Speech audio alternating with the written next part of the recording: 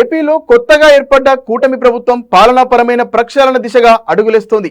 ఏపీకి సీఎంగా 4వసారి బాధ్యతలు చేపట్టిన చంద్రబాబు అధికారులతో వరుస సమీక్షలు నిర్వహిస్తూ రాజధాని అమరావతి, పోలవరం ప్రాజెక్టుపై స్పెషల్ ఫోకస్ పెట్టారు.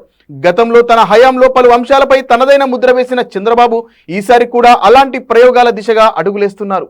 తాజాగా జరిగిన ఎన్నికల్లో కూటమిగా ఏర్పడి టీడీపీ అధినేత చంద్రబాబు విజయం సాధించారు. ఎన్నికల్లో విజయం సాధించిన చంద్రబాబు వైసీపీ ప్రభుత్వ హయాంలో పేరుకుపోయిన సమస్యల పరిష్కార దిశగా అడుగులు వేస్తున్నారు.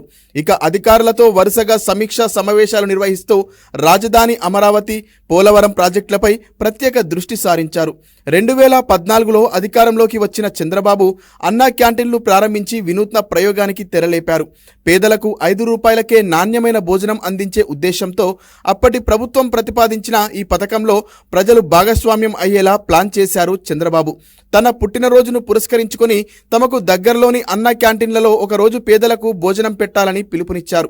అలా స్పాన్సర్ చేసిన వారి ఫోటోలను అన్నా క్యాంటీన్లలో ప్రదర్శిస్తామని, పేదలతో మాట్లాడాలనుకుంటే ఆ ఏర్పాట్లు కూడా చేస్తామని అన్నారు చంద్రబాబు. చంద్రబాబు ఇచ్చిన ఈ పిలుపు ప్రస్తుతం ఏపీ రాజకీయాల్లో హాట్ టాపిక్గా మారింది.